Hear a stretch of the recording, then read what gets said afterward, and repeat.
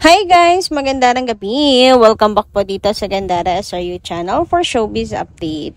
Andito na naman nga po akong muli. Yes, mambubulahon na naman nga po ako ngayong gabi sa inyo upang magatid ng latest update and fresh happenings patungkol kina Kim Chiu and Paolo Avellino. And para nga po sa gabing ito, so ayan, ang tatalakayan at pag-uusapan ay patungkol sa kanilang dalawa. Good vibes muna tayo. Yan, tatanda ko muna kayo ng pampag-good vibes ngayong gabing ito dahil alam niyo naman, para makabawi tayo sa lungkot at hinagpis talaga mga tinik na nakabaon sa atin nitong mga nakaraang gabi. Kaya eto guys, pampag-good vibes natin. And nawa, muli may mga bagong ayuda, speeches together nila Kim and Paolo na makapagpasaya sa mga fans ang dumating. Hoy, grabe, yes. August, nawa ay ulanin mo kami ng biyaya. Biyaya talaga ng mga ayudas ng Kim Pao. Dami nangungulila na sa kanilang dalawa. Anyway, bago tayo mag-start, sa mga hindi pa nakaka-subscribe dito sa ating channel, pakiclick lang po tayo na subscribe button at notification bell na nariyan sa baba para mag-i-update po kayo at ma-notify tuwing may bago tayong chika at balita hinggil sa Kim Pao. Basta po mga balitan may kinalaman kina Kim Chiu and Paolo Avellino, sagot na natin yan. And bilang pasasalamat ko po sa ating mga masusugid at taga-subaybay, narito at meron po kong ilang mga comment na napiling basahin sa gabing ito. So, sabi po dito ni Dali Magbuhos, magandang gabi, shoutout sa inyo. In every relationship, whether friendship or something deeper, disagreements are natural. They're part of growing and strengthening the connection. It's in this moment, the patience, understanding, and love are truly tested. What matters is choosing to hold on to the good memories and the reason you chose each other in the first place. Challenges don't exist to break the bond, but to strengthen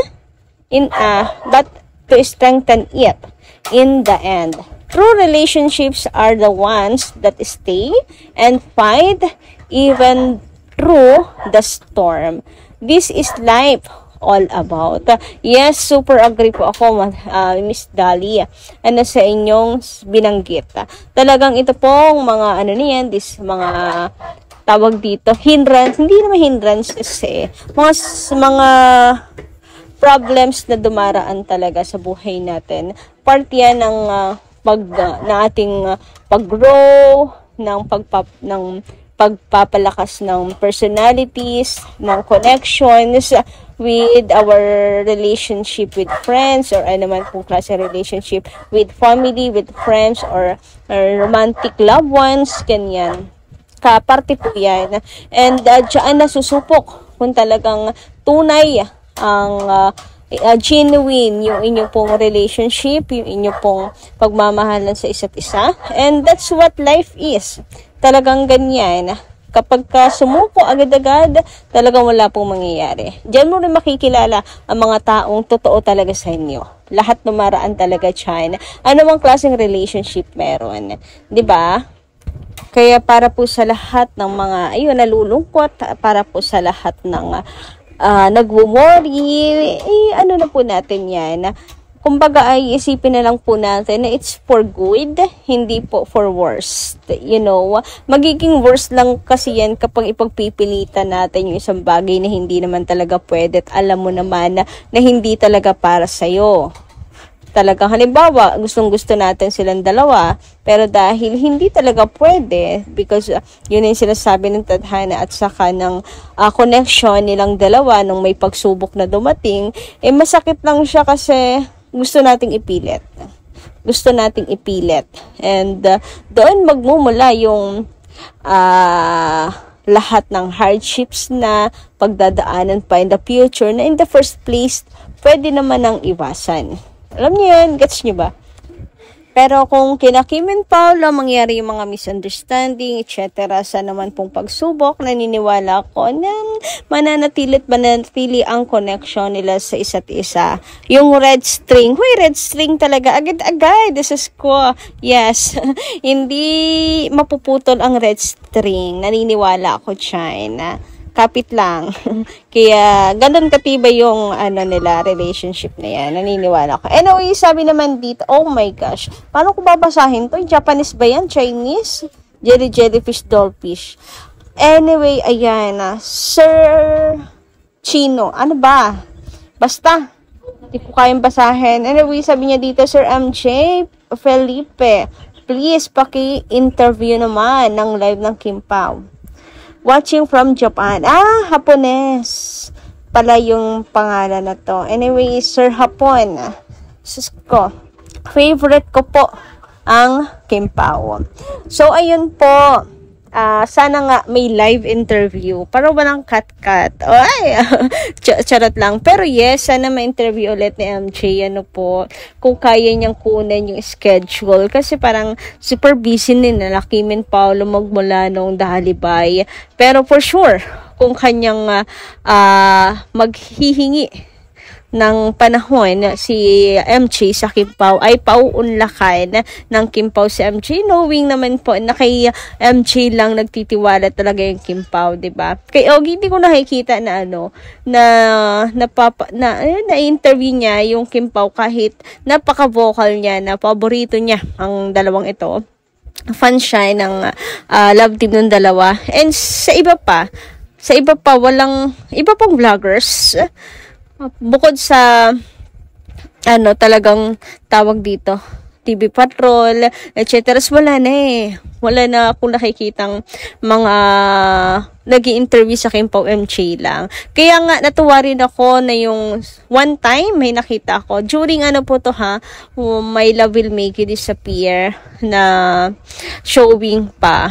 May nakita ko na kapwa natin Kim Pao na nagbigay ng gifts kay MJ bilang pasasalamat talaga sa pagmamahal niya rin sa Kim Pao. Yung nakita kong binigyan nila ng gifts. And si MJ, hindi ako nagkakamali, post ata nga ng ni MJ yun. Hindi ako nagkakamalihan nang nagpapasalamat siya na grabe, napaka-sweet ng mga Kim Pao fans. Sabi naman dito ni Lot and Home Hunter Miss Gandara, if family prob man yan, labas tayo dyan. Sayang naman kung iiwan na agad-agad ang business. Wala na tayong makikitang gwapo at magandang artista. Kim Pao lang masarap panoorin. Be strong, Kim Pao. God bless you both. Okay. Parang gustong mangyari. May Latin Home. Dito tayo sa last part. Parang ang aga daw masyado. Parang kung iiwan ang business, ang show business. And ganun din ako. So parang siguro iniintay lang ang confirmation na silang dalawa na, silang dalawa na official na ina-announce. Pero yung sinasabing, please lang, mag-settle down na kayo para hindi pa siya ready sa part na yon. Kasi pag nag-settle down, alam po natin may kapalit yan. Kagaya na lamang ng paglaylo sa show business na mukhang pati naman ako parang hindi pa kaya. Yes, may kapalit talaga siya and dapat ready tayo doon. Anyway, okay, about naman sa family prob, totoo po yan, labas na tayo dyan. Hindi po artista ang family Chu, ng family ni Kimi, kaya hindi natin kailangan pagpiestahan naman ang problema. Gets? So wala na pong magtatanong, ano po? Samantala, dahil alam ko na kayo miss nyo na po ang Kim Pao ang chika, talagang, diba, Team Puyaters talaga dito sa Daalibay. And syempre may hirap yung scene nila. Si Kim Chu meron pang pa-pole dancing and cetera. And we don't know ano pa yung mga challenges na kinakaharap nila na bago para sa kanila, lalo na kay Kimi, ang kanilang ginagawa dito sa Daalibay. And ang chismis, si Paula Avellino hindi po umaalis sa tabi ni Kim Chu. Kahit hindi niya eksena, kahit kay Kim lang, Talagang hindi siya umalis sa tabi nito at nakabantay, sarada siya rito. Talagang ayaw niyang nawawala sa kanyang paningin, si Kimi. Siguro para mabilis ang to the rescue, ganyan, ang pag-rescue kung sakali. And wag naman po sana, but we know naman what emergency, walang oras yan na pinipili. Anyway, nakakakilig pakinggan yun na si Paula Avellino nandun lang talaga sa tabi ni Kim Chiu at ayaw niya mawawala ito sa kanyang paningin. Pero bukod sa kilig, mas ako, thankful kay Paula Avellino talagang andun siya. Thankful na ginagawa niya yung part niya bilang hindi lang porke halimbawa nga sinasabi natin na mag-jowa ba, kundi dahil bilang ka-workmate or kasama, ka-love team o kaibigan man, kasi kahit pa mag-jowa siguro ang dalawang yan, syempre tinuturing nila na best friend ang isa't isa. Diba tama ako? So thank you so much talaga kay Paula Avellino. And bilang higit sa lahat, bilang fan ni Kim Chiu, nagpapasalamat na nasa tamang tao si Kim, nasa tamang katrabaho, workmate talaga si Kim Chiu, nasa katamang kapartner si Kimi, na hindi siya pinapabayaan. So, thank you so much. So, yun lang po muna guys sa aking update na inyong masasay patungkol dito. Hanggang dito lang muna ang ating pong balitaan. Kita-kits na lang po tayo sa mga susunod pa nating chikas patungkol sa kanilang dalawa. Marami pong salamat.